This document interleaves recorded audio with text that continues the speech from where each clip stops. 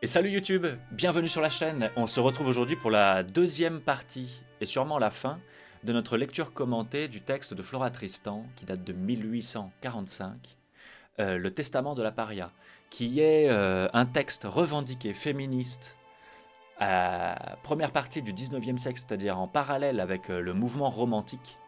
Sauf que cette poétesse, Flora Tristan, écrit en marge du mouvement romantique, c'est-à-dire qu'elle n'écrit pas pour la gloire et pour la grandeur, mais plus pour la libération des minorités opprimées telles que les femmes, les travailleurs, les exploités de toutes sortes.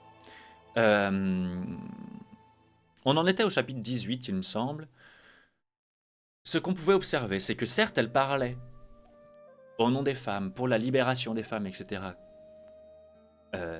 C'est vrai, mais tout de suite, ce qu'elle tenait à préciser, c'est que cette lutte n'allait pas sans toutes les autres luttes, sans cette idée ouais, d'intersectionnalité, quoi. Donc on a beaucoup parlé des pauvres, des femmes, euh, d'esclaves aussi, mais aussi de religion, parce que sa découverte de la lecture politique du monde, sa lecture classiste du monde, n'est pas allée sans une béance qui s'est ouverte dans son cœur de l'ordre de la spiritualité. Et la foi en Jésus l'a aidé à soutenir les affres de ses adversaires, les flèches de la destinée qui se ruaient sur elle. Elle a eu la force de s'exprimer, de continuer à écrire, envers et contre tout, grâce à sa foi. Alors moi, je n'ai pas la foi, je ne suis pas religieux, je ne suis pas croyant. Mais du coup, c'est quelque chose qui tout de même était intéressant d'observer. C'est comment, effectivement, dans un monde si oppressif, si réactionnaire de l'ancien temps, avoir une lecture politique du monde émancipateur ne va pas sans, en fait, une épiphanie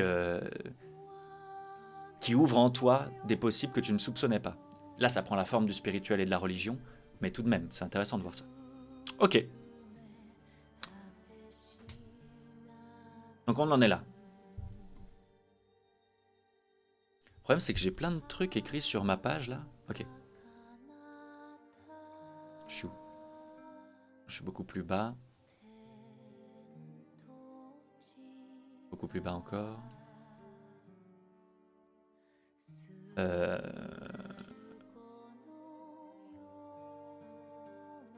Oui, je crois que c'était ça, hein. L'Antéchrist, on l'avait lu.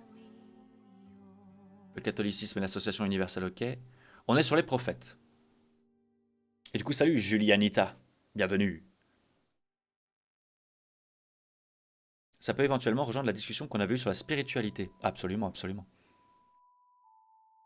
Ça capte mon stream, là j'ai l'impression qu'avec la tempête, il y a eu des drops de frame. Mais non, ça va? Ok. Et L'as-tu, l'argent, le Hadoken, qui diamant? arrive. Coucou tout le monde, cœur, cœur, cœur. Salut Hadoken, 10 mois d'abonnement sur cette chaîne. Ah là là là là. Hadoken, vraiment, toujours là. Quel soutien. Du coup, je reprends. On est au chapitre 18, les prophètes. Tais-toi, disaient à Jérémie les tyrans de Juda. Tu appelles l'incendie et la mort sur ta patrie.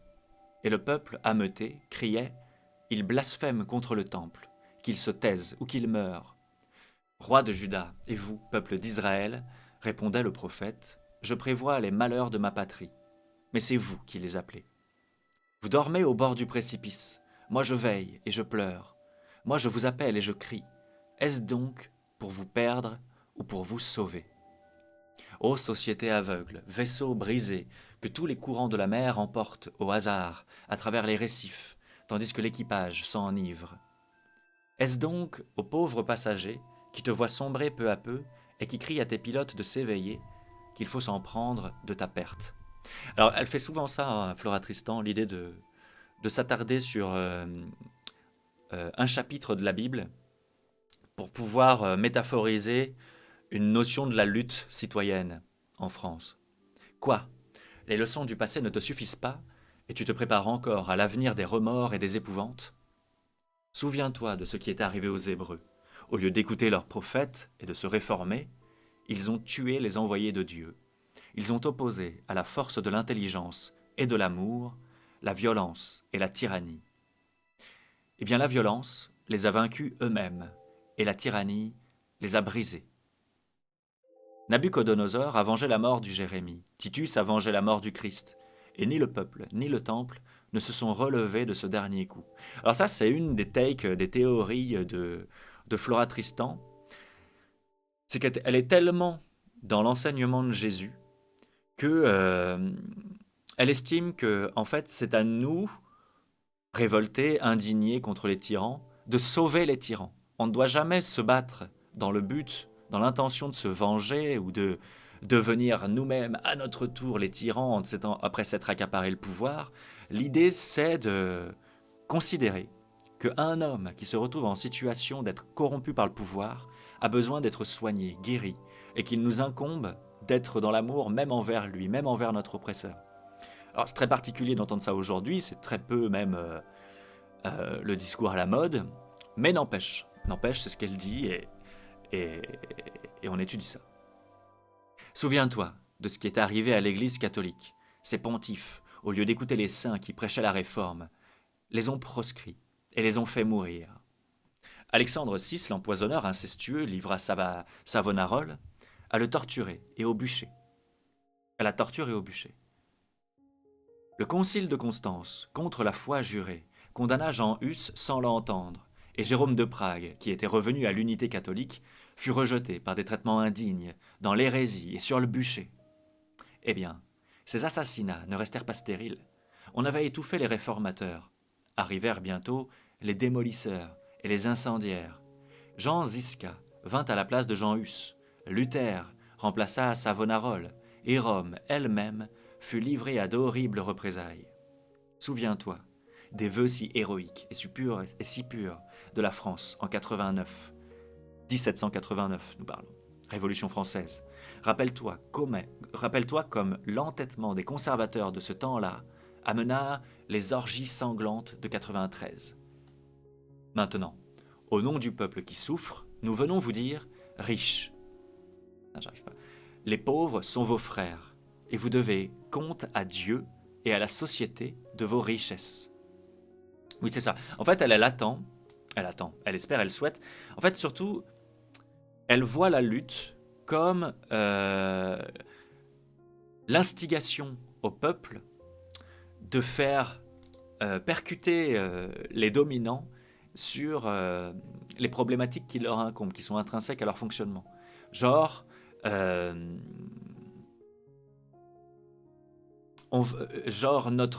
discours de la lutte doit mener le puissant, l'oppresseur, à faire son mea culpa et à abandonner de lui-même ses privilèges. On en est un peu là, quoi. Alors, moi je trouve que l'attente est illusoire et disproportionnée, mais bon, écoutez. Nous ne voulons pas attenter à vos droits, mais reconnaissez les nôtres. Nous voulons arriver à la possession légitime par le travail. Oui, parce qu'elle n'est pas contre la notion de propriété. La propriété existe, elle doit être respectée. Il ne s'agit pas pour les peuples indignés de venir voler les propriétaires. Et c'est seulement quand nous posséderons quelque chose que nous organiserons la communauté chrétienne. Vous avez besoin de nous et nous avons besoin de vous. Nous demandons seulement que le pacte social entre nous soit juste. Si nous respectons ce qui est à vous, respectez ce qui est à nous, et ne dévorez pas le fruit de notre travail, rétribuez équitablement les peines de l'ouvrier, et n'avilissez pas le prix de ses sueurs par d'injustes monopoles et des concurrences illégales. Soyez des frères pour nous, et nous serons heureux de ne pas être vos ennemis. Tu vois, elle est vraiment dans l'expectative de cette réunion humaine, quoi, humaniste entre les classes sociales même. Mais cette réunion n'est possible même pour elle, même dans le cadre de son discours, uniquement si les propriétaires, si les oppresseurs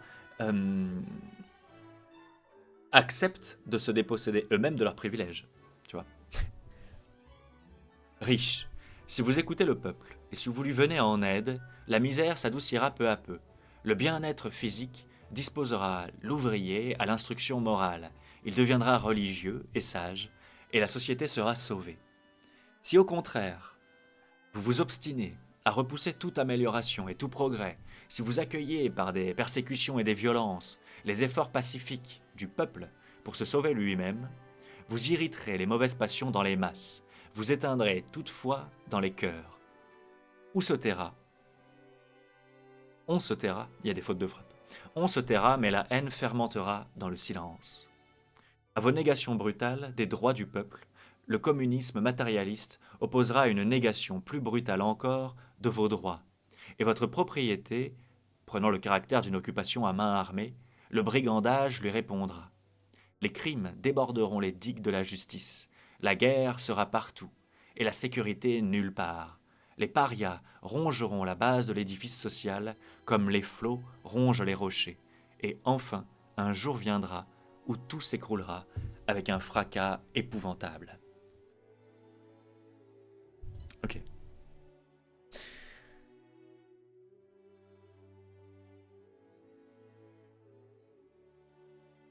Ça veut dire que t'es payé par ton employeur pour la modo chez Clément, et ça c'est classe. Alors les amis, je viens de voir que Clem avait lancé son live. On va lui faire un petit raid. Si ça ne vous ennuie pas. Alors attendez. Merci YouTube à toutes pour la suite.